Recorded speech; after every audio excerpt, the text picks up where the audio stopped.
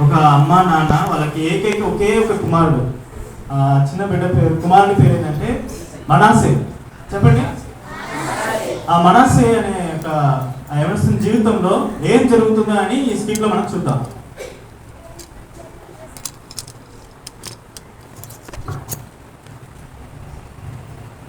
మనసేని పిలు కుటుంబ ప్రార్థన చేయాలి. సరే.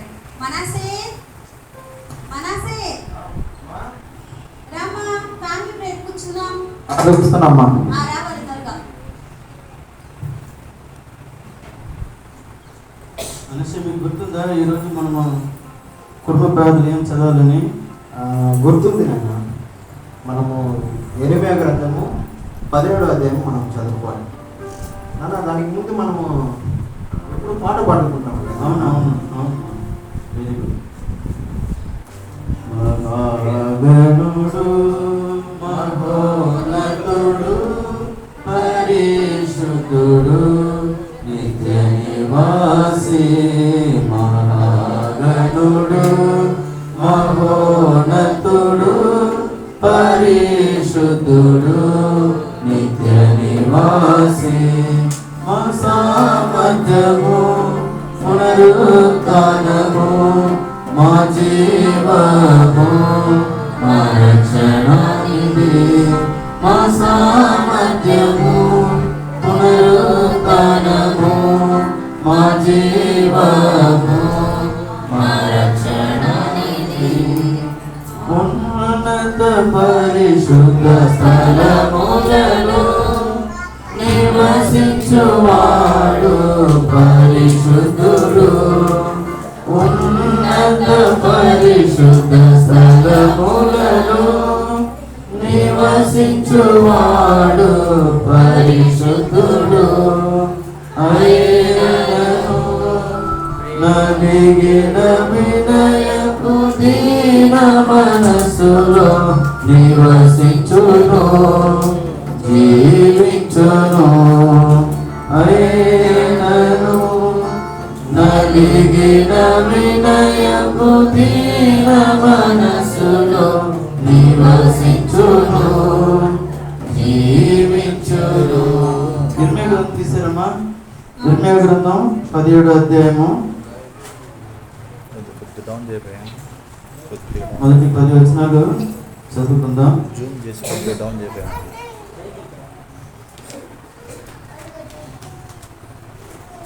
7వ వచనం చదువుతున్నాను. యెహోవాను నమ్ముకున్నవాడు ధన్యుడు, యెహోవానికి ఆశ్రయముగా ఉండును. ఇప్పుడు మా కుటుంబ ప్రార్థనలో యెరెమీయా గ్రంథం 17వ అధ్యాయం చదువుకుంటున్నారు. వాళ్ళు ఏం చదువుకుంటున్నారో ఆ వాక్యాన్ని జాగ్రత్తగా వినండి. వాడు జలముల యొద్ద నాటబడిన చెట్టు వలె నుండును, అది కాలువలో ఓరను దాని వేడు తన్నును, వెట్ట కలిగినము దానికి భయపడదు, దాని ఆకు పచ్చగా నుండును, వర్షము లేని సంవత్సరమున చింత నుండదు, కాపు మానదు. హృదయము అన్నిటికంటే మోసకరమైనది, అది ఘోరమైన వ్యాధి గలది, దాన్ని గ్రహింపగల వాడెవడు. ఒకని ప్రవర్తన బట్టి మన క్రియలు వాళ్ళకు చొప్పున ప్రతీకారము చేయుటకు యెహోవాను నేను హృదయమును పరిశోధించేవాడను. కాబట్టి ఇలాగా వాళ్ళు ఆ యెరెమీయా గ్రంథం 17వ అధ్యాయం మొత్తం అన్ని వచనాలు చదువుకొని ముగించారు. తర్వాత ఏం జరుగుతుందో చూద్దాం. మనిషి చెప్పండి, మనం చదివిన వాక్యంలో మీకు ఏమైనా అర్థమైందా? నాకేం అర్థమైంది నేను అయితే దీంట్లో ఒకే ఒక మాట చూసినాను ఆయన. ఇది హృదయం అనే మాట మాత్రం వస్తుంది. గుర్తుపెట్టావా? Very good. మనం పాడిన పాటలోనూ చదివిన వాక్యంలోనూ హృదయాన్ని గురించి వస్తుంది కదా. అవునైనా నాన్న, నాకు ఇప్పుడు ఒక ప్రశ్న వస్తుంది ఆయన. ఏమిటి మనిషి? ఈ హృదయం అనే మాటని అంటే దేవుడు హృదయాన్ని తెలుసుకున్నాడు కదా. అవునవును. ఎందుకు దేవుడు ఈ హృదయాన్ని కావాలనుకుంటున్నాడు? అంటే ఆ హృదయం ఎంతో మోసకరమైనది అని మనం చదివాము. ఆ హృదయాన్ని దేవుడు ఎందుకు కోరుకుంటున్నాడు నేను? అవును మనిషి, ఇప్పుడు మనం చదివాం కదా యెరెమీయా గ్రంథం 17వ అధ్యాయం 9వ వచనము, హృదయం అన్నిటికంటే మోసకరమైనది, అది ఘోరమైన వ్యాధి కలది.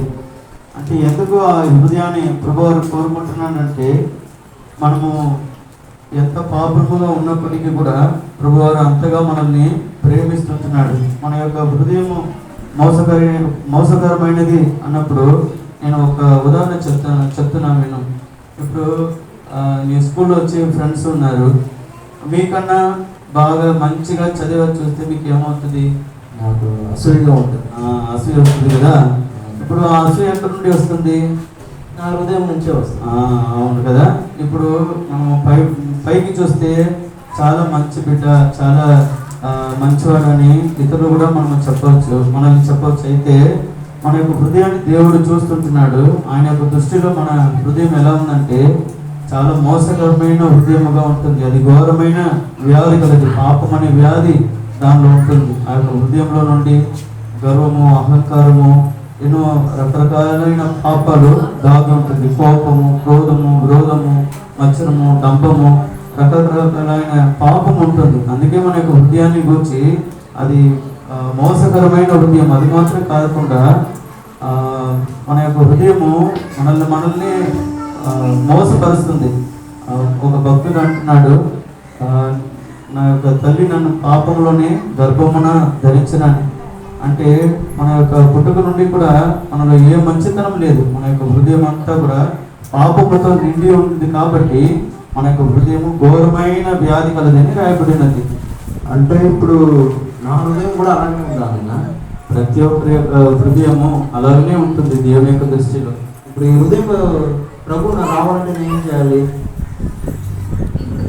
ఈ ప్రభు రావాలంటే మనసి నీ హృదయంలో ఉన్న ప్రతి పాపమును నీ దేవుని దగ్గర ఒప్పుకున్నప్పుడు నీ హృదయం అపవిత్రమైంది కాబట్టి పరిశుద్ధుడైన దేవుడు నీ హృదయంలోనికి రాలేడు. కాబట్టి ఫస్ట్ నువ్వు నీ హృదయంలో ఉన్న ప్రతి పాపం అంతటినీ కూడా దేవుని దగ్గర నువ్వు క్షమాపణ అడిగి మరలా అటువంటి పాపం చేయకుండా దేవుని కోరికను నడుచుకున్నప్పుడు దేవుడు నీ హృదయంలోనికి తప్పకుండా వస్తాడు. అవునా? అప్పుడే నేను ప్రభుని అంగీకరిస్తాను. అవును మనషే, నువ్వు మందిరానికి వస్తున్నావు, కుటుంబ ప్రారంభంలో కూర్చుంటున్నావు, అయితే మీకు ఇంకా రక్షణ లేదు, నువ్వు ఎదుగుతున్నావు కానీ నీలో ఇంకా మారు మనసు అనుభవం లేకుండా ఉంటున్నావు. ఒకవేళ నువ్వు క్రైస్తవ కుటుంబంలో పుట్టినా కూడా ఇంకా పాపం క్షమింపబడిన ఆ యొక్క నిరీక్షణ నీకు లేకపోతే దేవుడి యొక్క రాకడలో మనం ఎత్తబడలేము. అందువల్ల నువ్వు దేవుడు ఈ వాక్యం ద్వారా నీతో మాట్లాడుతున్నాడు కదా. అవును. అందువల్ల నీ పాపాన్ని రాయకుండా ప్రభు దగ్గర ప్రతి పాపాన్ని ఒప్పుకొని క్షమాపణ అడిగినప్పుడు ప్రభు వారు మీ పాపాన్ని క్షమించి మీ హృదయంలోనికి వస్తాడు. నేను ఒక చిన్న ప్రార్థన చెప్తున్నాను, నా చెప్తావా? సరేనన్నా, మోకరించు. ప్రేమల ప్రభువా, మీ ప్రేమ కొరకై వందనములు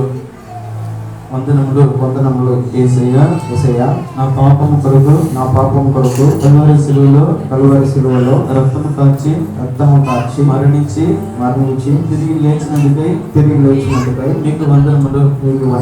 యేసయ్య, నా హృదయము మోసకరమైనది, ఘోరమైన వ్యాధి కలదని మీ వాక్యం ద్వారా నాతో మాట్లాడుతూ వచ్చారు. నిజమే ప్రభువా, నా యొక్క హృదయంలో ఎన్నో విధములైన పాపములు దాగి ఉంటుంది. నాలో నుండి బయలుదేరి నన్ను అపవిత్రపరుస్తుంది. నన్ను దయతో క్షమించుము. నీ రక్తం ద్వారాగా నన్ను కడుగుము. నా హృదయంలోనికి రమ్ము. నన్ను నీ బిడ్డగా స్వీకరించుము. యేసు ప్రభు నామములో వేడుకుంటున్నాను తండ్రి. ఆమేన్. నాకు ఎంతో సంతోషంగా ఉంది నాయన. అంటే ఏదో గొప్ప భారం నాలోంచి తొలగించినట్టుగా నాకు అట్లా ఉంది నాయన. ఎందుకు అట్లా ఉంది నాకు? మనసే ఇదే నిజమైన రక్షణ అనుభవం. ఎప్పుడు మన యొక్క పాపాన్ని ప్రభు దగ్గర మనము కప్పుకోకుండా ఒప్పుకుంటున్నాము, అప్పుడు ప్రభు వారు మన ప్రతి పాపాన్ని క్షమించి పాప భారాన్ని మనలో నుండి తీసేసి మనకి నిజమైన శాంతిని, సంతోషము దయచేస్తుంటున్నాడు. అదే ఈ యొక్క మార్పు. నాకు చాలా సంతోషమైనా. ఇప్పటి నుంచి ప్రభు వారు మీ హృదయంలో నివసిస్తుంటున్నాడు. అవునా? అవును. యేసు ప్రభు వారు విశ్వాసం ద్వారా మన హృదయంలో నివసించినందుకు దేవుడి యొక్క వాక్యం సెలవుస్తుంది. సరే నాన్న. యేసు ప్రభు మీతోనే ఎప్పుడూ ఉంటాడు నాన్న. సరే రా వెళ్తాం. పిల్లలు, మనషే హృదయంలో ఎవరు నివాసం చేస్తున్నారు? యేసు ప్రభు కదా. సరే, అర్థం చేసుకున్నారా? మనషే హృదయంలో ఎవరు ఉండేది? దేవుడు ఉన్నాడా? సరే, తర్వాత ఏం జరుగుతుందంటే మనషే ఆడుకుంటూ ఉన్నప్పుడు ఒకరోజు అకస్మాత్తుగా కింద పడిపోతున్నాడు. కింద పడిపోయిన తర్వాత మనషేని తీసుకొని వెళ్ళి ఒక పెద్ద హాస్పిటల్లో అడ్మిట్ చేస్తున్నారు. ఆ హాస్పిటల్లో అడ్మిట్ చేసిన తర్వాత ఏం జరుగుతుందో మనం చూద్దాం.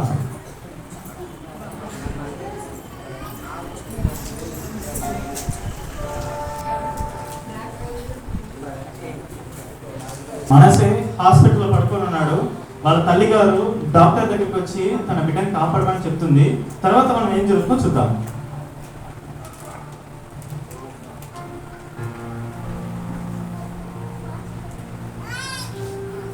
సిస్టర్, మనసే మనసే మనసే డాక్టర్ డాక్టర్ చెప్పండి. మా బాబుకి ఆడుకుంటూ పడిపోయారు డాక్టర్. కొంచెం ఏమైంది చూడండి డాక్టర్. ఒక నిమిషం ఆగండి. మనసే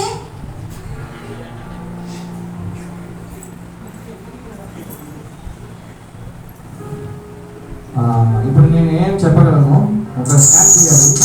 స్కాన్ తీసిన వెంటనే ఏం జరుగుతుందని నేను చెప్తాను. ఒక నిమిషం దగ్గర మాట, నేను స్కాన్ రాపిస్తాను. అది తీసిన తర్వాత నేను చెప్తాను. సరే డాక్టర్. సార్ ఇవ్వండి.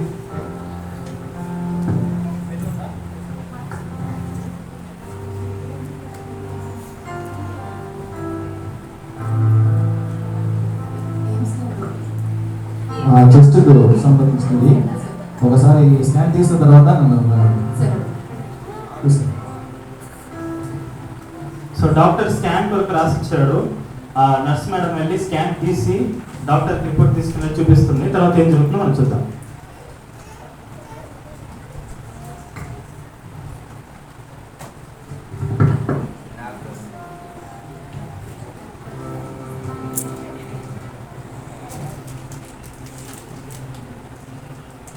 స్కాన్ తీస్తున్నారు.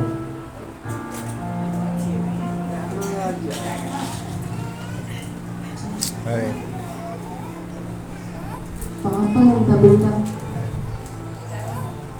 నీ వయసులో ఎంత పెద్ద సౌద్యం.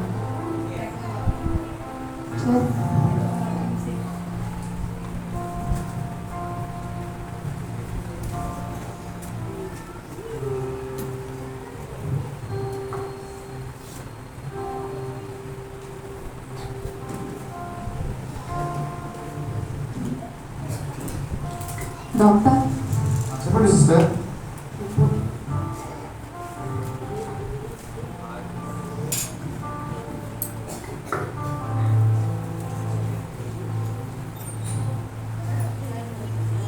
ఓ మై గాడ్, ఈ చిన్న బిడ్డకు దాంట్లో వాళ్ళు చాలా వీక్గా ఉంది.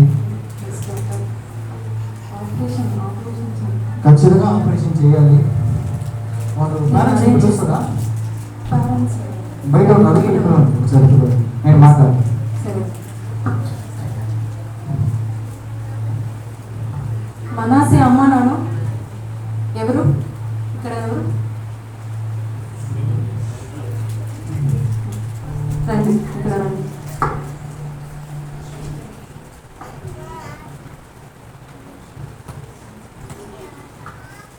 రండి మనం రండి సార్. ఈ బిడ్డ దీనికి ముందు ఎట్లయినా ఇలా జరిగిందా?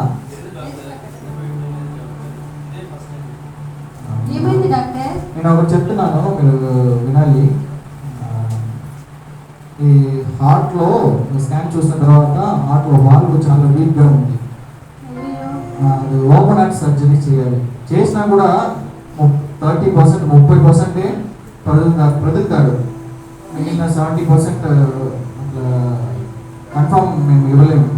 ఏంటి డాక్టర్ అలా చెప్తున్నారు? చిన్న బిడ్డకి ఆపరేషన్ అని చెప్తున్నారేంటి డాక్టర్? అదే నేను స్కాన్ రిపోర్ట్ చూసిన, రిపోర్ట్ అలాగే ఉంది. ఖచ్చితంగా ఆపరేషన్ చేయాల్సిందే. మీరు ఒకవేళ ఆలోచన చేస్తే 1 నెలలో చనిపోతారు. సరే డాక్టర్, మేము ప్రభు దగ్గర ప్రార్థన చేస్తాము. ప్రభు దగ్గర ప్రార్థన చేస్తాను. నేను ఎవరు తెలుసా? నన్ను గురించి తెలియదా? చెప్పండి ఫస్ట్. డాక్టర్, చూసావా ఎంత పెద్ద డాక్టర్ తెలుసా? ఆయన దగ్గర బైబిల్ ప్రేయర్ అని చెప్తారు. మేడం, ప్రభు దగ్గర వేరే ఎవరు? ఒక్క నిమిషం నేను చెప్తున్నాను, వినండి. వరల్డ్ నేను famous doctor, heart specialist, chief doctor. తెలుసా నీకు? అంటే దేవుడు అంటున్నావు, అది అంటున్నావు, ఇది అంటున్నావు. నీ నాస్తికుడు. నాకంటే పెద్ద దేవుడు ఎవరైనా ఉన్నారా? అలాగా నీవు చూపగలరా? ఎంతమందిని నేను సేవ్ చేశాను తెలుసా? నువ్వు నా దగ్గర వచ్చి ప్రార్థన చేస్తున్నావు. ఆపరేషన్ చేయాలా వద్దా చెప్పు. కాదు డాక్టర్, మేము కొంచెం ప్రేయర్ చేసుకొని చెప్తాం. మళ్ళీ మళ్ళీ నా దగ్గర ప్రేయర్ అంటున్నారు. బయలుదేరండి, తీసుకెళ్ళండి సిస్టర్. డాక్టర్, మీరు ఆపరేషన్ చేయండి. మేమైతే చర్చిలో కూడా చెప్పి ప్రేయర్ చేస్తాం డాక్టర్. మీరు ఎక్కడైనా చేయండి. ఆపరేషన్ చేయాలా వద్దా ఫస్ట్ చెప్పండి. ఎందుకు మళ్ళీ మళ్ళీ ప్రేయర్ నా దగ్గర నేను చెప్తున్నారు? సరే డాక్టర్, మీరు చేయండి. ఆపరేషన్ చేయాలా? సిస్టర్, ఇంకా ఇద్దరు కూడా తీసుకురండి. ఆపరేషన్ అన్ని సిద్ధపరచండి. సిద్ధపరిచిన తర్వాత నన్ను పిలవండి, ఓకేనా? పిల్లలు చూస్తూ వచ్చారు కదా, ఇప్పుడు ఆ ఆపరేషన్ చేసే రోజు కూడా వచ్చింది. కానీ ఆపరేషన్ చేయడానికి మునుపు వాళ్ళ తల్లిదండ్రులు ఇద్దరు వచ్చి ఆ బిడ్డతో ఏదో మాట్లాడి ప్రార్థన చేస్తున్నారు. ఏం జరుగుతుందో మనం చూద్దాం.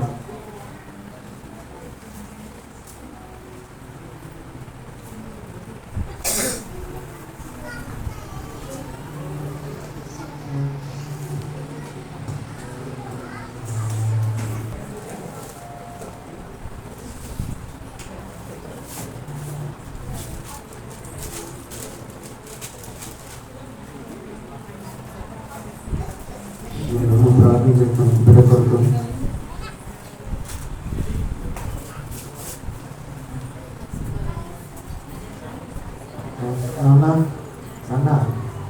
నాన్న నాకేమైంది నాన్న? బాబు, ఇంకేం కాదు. ప్రభు ఉన్నాడు. దేవుడు నేను స్వస్థపరుస్తాడు. నీకు ఓపెన్ హార్ట్ సర్జరీ చేయాలంట. ఏమి కంగారు పడవద్దు. ప్రభు మీలో ఉన్నాడు కదా, మీతోనే ఉన్నాడు కదా. ప్రభు ఎప్పుడు నేను చేయి విడిచిపెట్టాడు. సరేనా?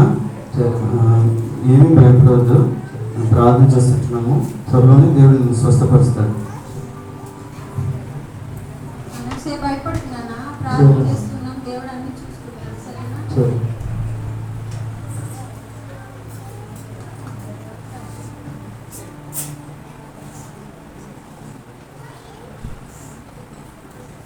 ఇలాగ వాళ్ళ తల్లిదండ్రులు మనస్సుతో మాట్లాడుతూ ప్రార్థన చేస్తున్నప్పుడే ఒక నర్సు వచ్చి చూసేస్తున్నారు. తర్వాత ఏం జరుగుతుందో అలా చూద్దాం.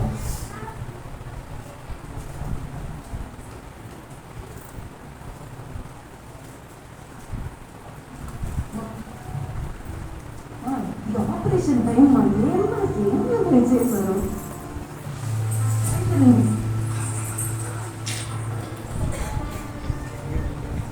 డాక్టర్,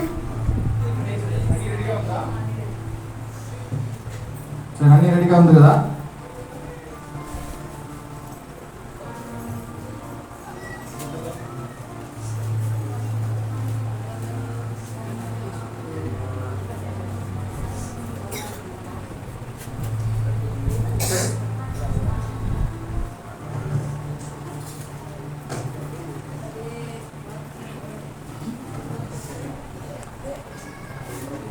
మనసే, మీకు ఏం జరగబోతుందని తెలుసా నీకు? తెలుసు డాక్టర్. మా నాన్న చెప్పాడు నాకు ఇప్పుడు హార్ట్ సర్జరీ చేయబోతున్నాను. మీ హార్ట్ను నేను తీసేసి దాంట్లో ఉన్న వాల్వ్ను కూడా ఫిక్స్ చేయబోతున్నా. అవునా డాక్టర్? డాక్టర్, మీకు భయం ఉందా ఏదైనా? లేదు డాక్టర్, నాకు భయం ఏం లేదు. ఏంటి భయం లేదా? చిన్న పెట్టవాడు నువ్వు భయం లేదంటున్నావు. అంటే డాక్టర్, మా నాన్న అన్నాడు మన హార్ట్లో యేసు ప్రభు ఉన్నాడంట. డాక్టర్, మీరు హార్ట్ సర్జరీ ఎంతగా చెడిపేశారు చూసారా? హార్ట్లో యేసు ప్రభు ఉన్నారంట. యేసు ప్రభు ఉన్నారా లేదా అని మీరు ఆపరేషన్ చేసేటప్పుడు చూడండి డాక్టర్, కనపడతాడు. నీ హార్ట్లో యేసు ప్రభు ఉన్నారని నేను చూడాలా? అవును డాక్టర్. ఏమో మాట్లాడుకున్నాను. సరే, ఆపరేషన్ చేస్తా అన్ని సిద్ధపరిచారు కదా? బ్రేక్స్ అన్నీ ఉన్నాయా? ఓకే.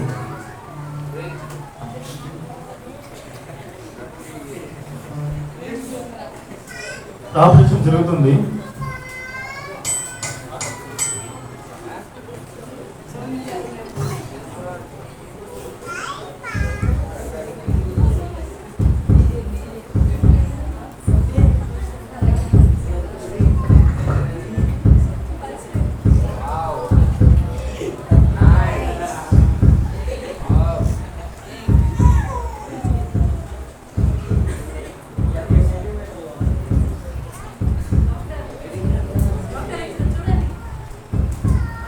అది రెడ్యూస్ అయిపోయింది. Heart rate oh my god, జీరోకి వచ్చింది, ఆగిపోయింది. అంతే, వాళ్ళ పేరెంట్స్ దగ్గర చెప్పండి అయిపోయింది. ఇంకా ఆపరేషన్ ఫెయిలియర్ చెప్పండి, వాళ్ళ దగ్గర చెప్పండి. పిల్లలు చూస్తూ వచ్చారు కదా, వరల్డ్ లోనే #1 డాక్టర్ అన్నాడు కదా, నాకు అసాధ్యం ఏమి లేదన్నాడు కదా. అయితే ఆ డాక్టర్ ఏమన్నాడు, ఆ మనస్సు చచ్చిపోయిండు అంతే బతకుడు అని చెప్పాడు. ఇప్పుడు ఆ నర్స్ ఏం చేస్తున్నారంటే వాళ్ళ తల్లిదండ్రుల దగ్గరికి వెళ్ళి ఆ అబ్బాయి చనిపోయాడని ఆ వార్త చెప్పడానికి వెళ్తున్నారు. ఏం జరుగుతుందో చూద్దాం. ఇదేంటి ఇంకా ప్రార్థన అని సార్, వాళ్ళు ఇంకా ప్రార్థన అని ప్రార్థన చేస్తున్నారు సార్. ఇంకా ప్రార్థన చేస్తున్నారా? చచ్చిపోయారని చెప్పొచ్చు కదా, ఏ ప్రయోజనం లేదు కదా. నేను వాళ్ళని పిలుస్తాను sir. Sir madam, sir madam, doctor heart rate normal అవుతుంది. నార్మల్ అవుతుందా? ఇక్కడ రండి. It's medical miracle no. అవును doctor. Oh my god, caesar చేయండి.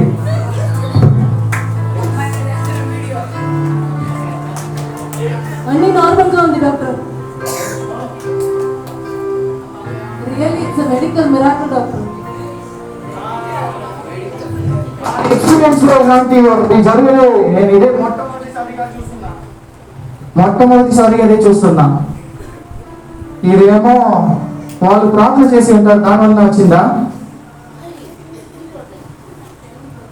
ఈ బిడ్డ కూడా చెప్పారు కదా, నా హృదయంలో యేసు ఉన్నారని చెప్పమని. ఈ బిడ్డ హృదయంలో నిజంగానే యేసు ప్రభు ఉన్నారు అనుకుంటున్నాను. దానివల్లనే మళ్ళీ బ్రతికారు. సరే, ఓకే, ఇప్పుడు అన్ని సక్సెస్ఫుల్ అయింది. ఇది మిరాకిల్ గానే ఉంది. నా వల్ల నమ్మడం కుదరలేదు. ఒక నిమిషం వాళ్ళ తండ్రిని పిలిచి ఇలాగ చెప్పండి, నన్ను గడవమని చెప్పండి. సార్ మేడం, డాక్టర్ మిమ్మల్ని పిలుస్తున్నారు, వస్తారా? పిల్లలు ఆపరేషన్ అయిపోయింది, ఇప్పుడు బిడ్డ బతికాడు. డాక్టరు వాళ్ళ తల్లిదండ్రుల దగ్గర మాట్లాడుతున్నాడు. డాక్టర్ ఏం మాట్లాడుతున్నాడో గమనించండి.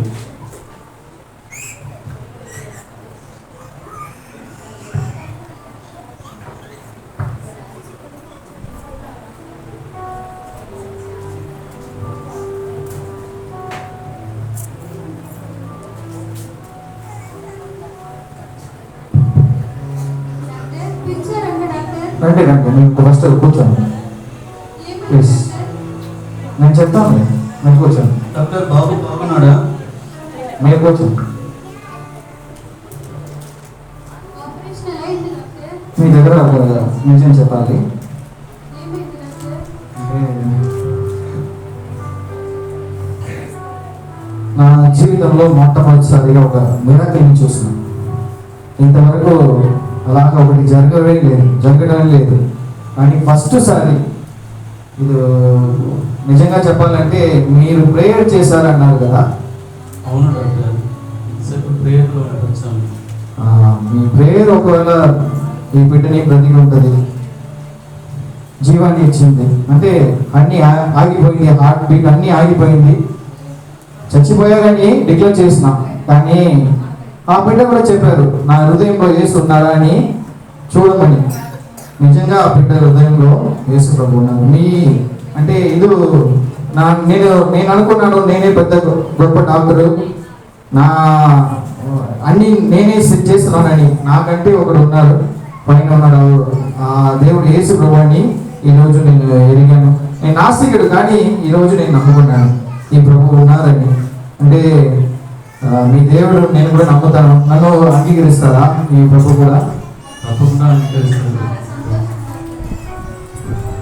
డాక్టర్. చెప్పండి సార్. మా దేవునికి అసాధ్యమైనది ఏదీ లేదు డాక్టర్. మీరు చెప్పినది వాస్తవమే. దేవుడే బాబుని స్వస్థపరిచాడు. దేవుడే మీకు అటువంటి జ్ఞానాన్ని దయచేశాడు డాక్టర్. చాలా ధన్యవాదాలు డాక్టర్. నేను కూడా మీకు ధన్యవాదాలు చెప్పాలి. ఎందుకంటే నా జీవితంలో ఇలాంటి మిరాకిల్ నేను అసలు చూడలేదు. ఎంత పెద్ద గొప్ప డాక్టర్ అయినా కూడా నా జీవితంలో ఇంతవరకు కూడా యేసు ప్రభువుల గురించి ఎదుర్కొంటా ఉన్నాను. నన్ను గురించి నేను ఫీల్ అవుతున్నాను, షేమ్ అవుతున్నాను. Thank you. నా మనోనేతరాన్ని మీరు తెరిచారు. Thank you so much doctor. మీరు కూడా యేసు ప్రభు వారిని హృదయంలో స్వీకరించండి. నా యొక్క కొడుకు ఒకవేళ చనిపోయినా కూడా మేము బాధపడము. ఎందుకంటే ఆయన యొక్క పాపము క్షమింపబడి ఉంది. ఆయన దేవుడి బిడ్డగా మార్చబడ్డాడు. ఇక్కడ ఆయన మరణించినా కూడా దేవుడి యొక్క సన్నిధిలో యుగములో ఉంటాడని నిరీక్షణ మాకు ఉంటుంది. అయితే దేవుడు తన యొక్క అద్భుత కార్యములను బట్టి అతన్ని బ్రతికించాడు. అయితే పాపము క్షమింపబడకుండా మనం మరణిస్తే మనకి నిత్య నరకం ఉంటుంది డాక్టర్. ఆ పాపం విడిపించడానికి యేసు ప్రభు వచ్చాడు. ఆ నరకానికి నేను వెళ్ళకూడదు. నేను యేసు ప్రభుని కూడా సొంత రక్షకుడిగా నేను అంగీకరిస్తాను. Thank you doctor. డాక్టర్, ఈ బైబిల్ మీకు సమయం ఉన్నప్పుడు దయచేసి చదవండి. యేసు ప్రభు వారి యొక్క సత్యం దానిలో రాయబడి ఉంది. యేసుక్రీస్తు విశ్వాసం ఉంచుము, అప్పుడు నీవును నీ ఇంటి వారును రక్షణ పొందుదురు. ఖచ్చితంగా చాలా వందనాలు. నేనే ధన్యవాదాలు చెప్పాలి. నా జీవితంలో ఇలాంటి ప్రభువుని గురించి నాకు మీరు తెలియపరిచిన కొరకు చాలా చాలా వందనాలు చెప్తున్నాను. చాలా థ్యాంక్స్ డాక్టర్. రీసెర్చ్ చేయొచ్చు, బాగానే ఉన్నారు, ఇంకా ఏం ప్రాబ్లం ఉండదు. వాళ్ళని కూడా నేను కరెక్ట్ చేసిన, నేను కాదు, మీ ప్రేయర్ వలన అది కరెక్ట్ అయింది. మీరు తీసుకెళ్ళవచ్చు ఇంటికి. Thank you doctor.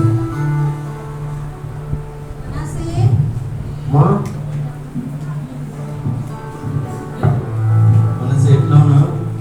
నాకు బాగానే దేవుడు మీ పట్ల కలిగిన ఉద్దేశాన్ని నెరవేర్స్తాడు. మనసి దేవుడు తను ఇచ్చిన వాగ్దానాన్ని నెరవేర్చాడు. ఆ డాక్టరే ఆశ్చర్యపోయాడు. అంతగా దేవుడు నేను స్వస్థపరిచాడు. సరే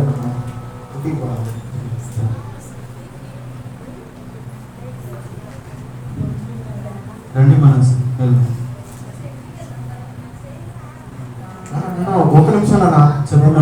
డాక్టర్ కాడ వెళ్ళి ఒక మాట అడగాలి. మేడం వెళ్ళిపోయి అడిగి వస్తాను. మీరు ఇక్కడే ఉండండి. సరే డాక్టర్ డాక్టర్ మనసి డాక్టర్, నాకు హార్ట్ సర్జరీ చేశారు కదా, అవును. హార్ట్లో యేసు ప్రభు ఉన్నారా చూసారా? ఖచ్చితంగా నీ హార్ట్లో యేసు ప్రభు ఉన్నాడు. నేను నా కన్ను ద్వారా నేను చూశాను. నిజం అది. ఆ యేసు ప్రభు లేకపోతే నువ్వు ఈరోజు బ్రతికి ఉండడు. అసలు నువ్వు నీకు ఏం లేదు అప్పుడు చూసినప్పుడు, అన్ని జీరో అయింది. కానీ మీ ప్రార్థన, మీ తల్లిదండ్రుల ప్రార్థన, మీరు చెప్పినట్లుగా మీ హృదయంలో యేసు ప్రభు ఉన్నారు కాబట్టి ఈరోజు బ్రతికి ఉన్నారు. యేసు ప్రభు చూసారా? మీ హృదయంలో ఉన్నాడా డాక్టర్? నిజం చెప్పాలంటే నా హృదయంలో యేసు ప్రభు ఉన్నారు. చాలా వందనాలు. Thanks doctor. డాక్టర్ నేను పోయిస్తాను. Thank you. నేను చెప్పాలి థ్యాంక్ యూ. మొట్టమొదటిసారిగా నేను చెప్తున్నాను థ్యాంక్ యూ.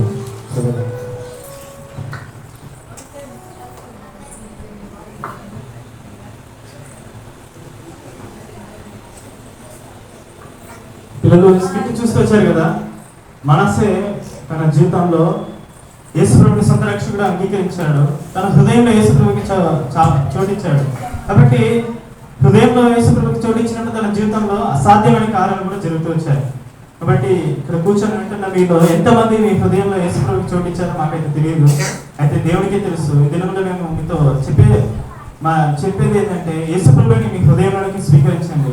ఎందుకంటే యేసుప్రభు అద్భుత కార్యం, ఆశ్చర్యకారం చేసే దేవుడు. మనసు తన జీవితంలో తెలుసుకున్నాడు. మన హృదయం ఎంత ఘోరమైందని తెలుసుకున్నాడు. నేర్పించారు కదా వాళ్ళ అమ్మ నాన్న. ఈ దినం మీరు కూడా నేర్చుకున్నారు కదా మన హృదయం ఎంత ఘోరమైనదని. కాబట్టి మన హృదయం చాలా చెడిపోయినది, చాలా ఘోరమైనది.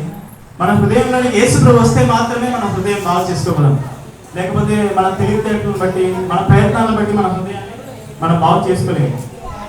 బైబిల్ గ్రంథంలో ప్రకటన గ్రంథము 3వ అధ్యాయం 20వ వచనంలో ఇలా చెప్పబడింది, ఇదిగో నేను తలుపు వద్ద నిలుచుండి తట్టుచున్నాను, ఎవడైనా నా స్వరం విని తలుపు తీసిన యెడల నేను అతని యొద్దకు వచ్చి అతనితో నేనును నాతో కూడా అతను భోజనము చేయదుము.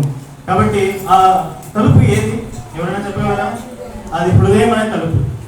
మన హృదయం అనే తలుపు దగ్గరికి వచ్చి అప్పుడు యేసుక్రీస్తు తడుతున్నాడు, అయ్యా నీ హృదయాన్ని నాకు ఇవ్వమ్మా అని యేసుప్రభు అడుగుతున్నాడు. మన చెడిపోయిన హృదయాన్ని మనం ఎలా బాగా చేసుకోగలం? యేసుప్రభుకి ఇస్తేనే. ఈ లోకంలో మన హృదయాన్ని బాగు చేయగల ఒకే ఒక వ్యక్తి ఎవరు? ఒకే ఒక దేవుడు ఎవరు? ఎవరు చెప్పలేము. మీకు అర్థం కాలేదా స్కిట్? మన హృదయాన్ని ఎవరు బాగు చేయగలరు? చెప్పండి, శబ్దంగా చెప్పండి. యేసుప్రభువే కదా. అయితే మీ హృదయంలో యేసుప్రభు చోటు ఇచ్చారా? ఇచ్చినేనో అంటే నా హృదయంలో యేసుప్రభు ఉన్నాడని చెప్పేవారు చేయొద్దని చూద్దాం. అయితే చేయి ఎత్తని వాళ్ళ హృదయంలో యేసుప్రభు లేడా? మీరు యేసుప్రభు నమ్మలేదా? కాబట్టి ఒకవేళ ఈ స్కిట్ మీకు చూసినప్పుడు చాలా సాధారణంగా ఉండొచ్చు. మీ జీవితంలో కూడా ఆ అబ్బాయికి ఎలాగైతే కష్టం వచ్చిందో అసాధ్యమైన కార్యాలు మీ జీవితంలో కూడా వస్తాయి. యేసుప్రభు మీతో ఉంటే సమస్తాన్ని సాధ్యం చేస్తాడు, అద్భుతంలో ఆశ్చర్యకరం చేస్తాడు. ఈ దినమే మేము మిమ్మల్ని వేడుకుంటున్నాం. యేసుప్రభుని మీ హృదయంలోనికి అంగీకరించండి, స్వీకరించండి. యేసుప్రభు మీ జీవితాన్ని మారుస్తాడు. అన్న మీ కొరకు ఒక చిన్న ప్రార్థన చేస్తాడు.